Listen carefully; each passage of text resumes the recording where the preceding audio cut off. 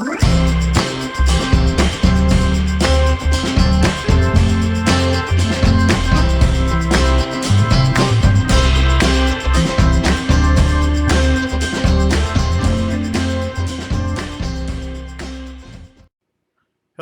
and welcome to the Gamer's Closet. I'm your host, Douglas Weed, and today we're continuing our coverage of Monopoly from last week.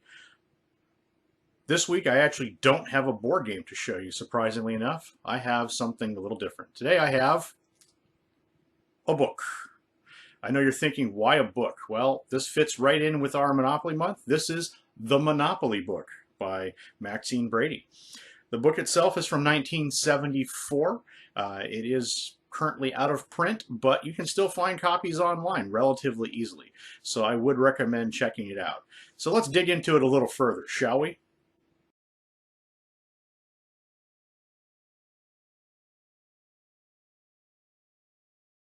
I want that oil well. I've got a monopoly to maintain. I own the electric company and the waterworks, plus the hotel on Baltic Avenue. That hotel's a dump and your monopoly is pathetic.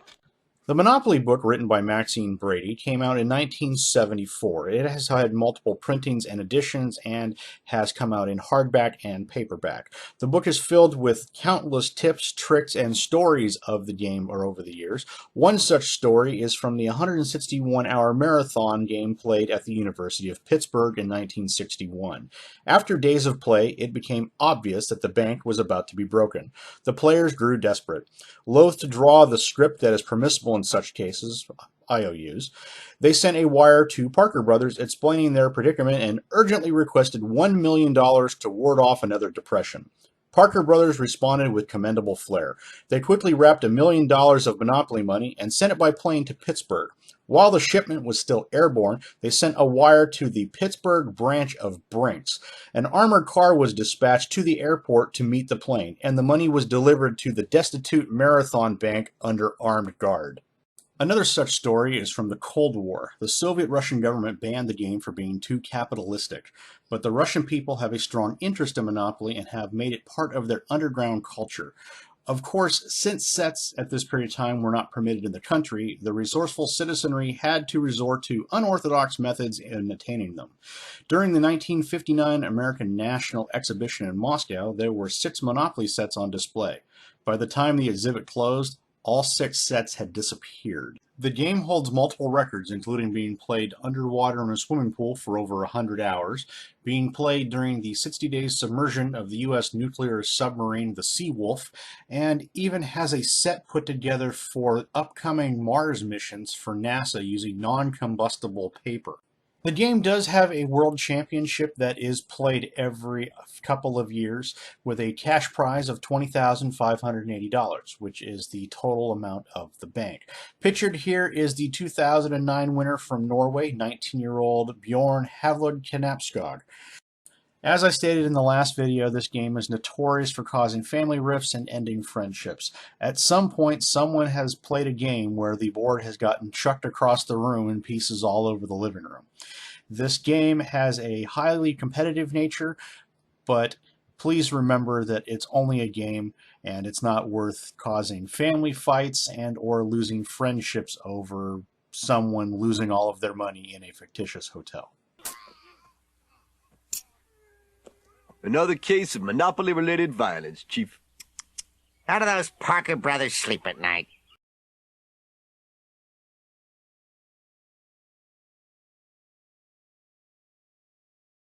There are variations of this game that many people feel are actual rules of the game.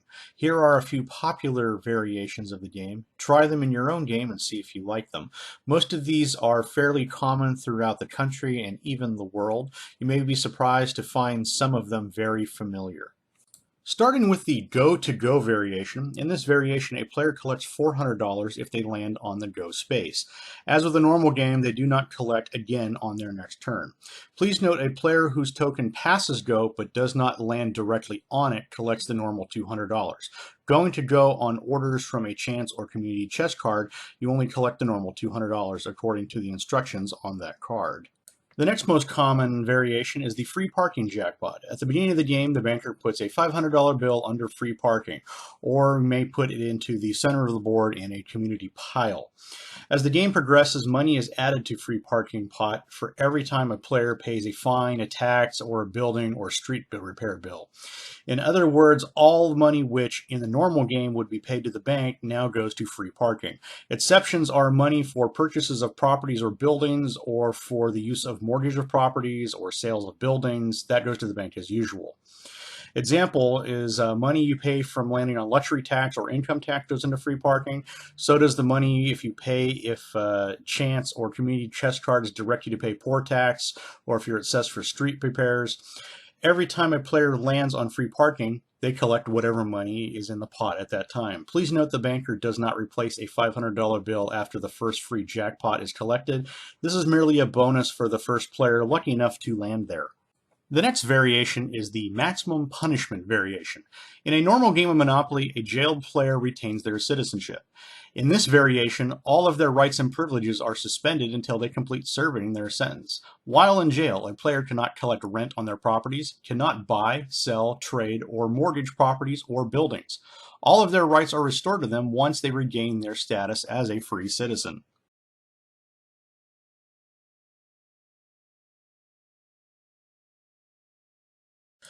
The first strategy is house buying. The bank has a finite amount of houses and is waiting for people to cash them in when they change to hotels.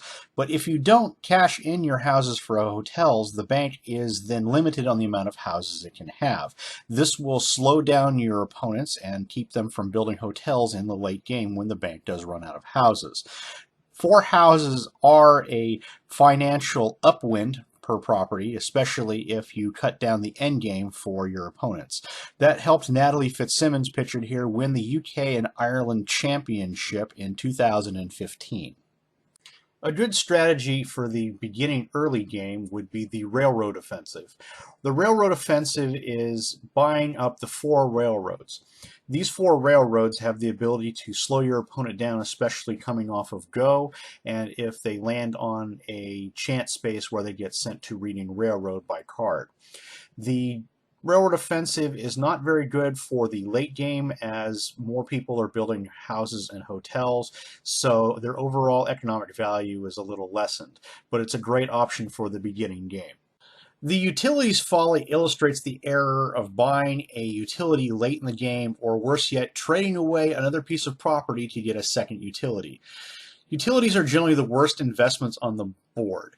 They have an option of only giving you $120 maximum if you own both of them, which is 10 times the amount shown on the dice. Other properties have a greater chance of giving you more money. The best option for these properties for mid or late game is to mortgage them if you need extra cash, or trade them off for more profitable properties. They're good space holders for the early game, but other than that, that's about it. Well, this has been a continued overview of Monopoly, and we've also discussed elements out of the Monopoly book. If you haven't checked out the Monopoly book, I would recommend going online and taking a look at it. It goes online anywhere from about $5 to $20. It is a good read. It is relatively easy to find either in hardback or paperback. Both editions are the same. The book does contain stats for the averages and percentages of landing on certain properties, so I would recommend taking a look at that. It also does have a written copy of the rules in the back if you have lost your copy, or if you haven't checked out the other video I did last week, there is a printed version in here. There is a lot more in-depth stories and strategies in this book, so like I said, I would check it out. If you haven't taken a look at it, I would recommend this book. It is really easy to read. It's not very complicated. It's not heavily worded, so children should be able to pick it up without a problem.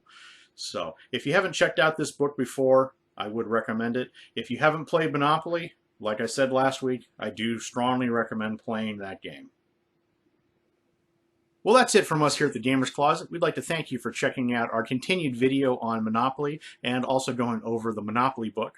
If there is a game in the future you would like us to go over, please put it in the comments below. Please hit subscribe so that way you can be the first to check out our future content.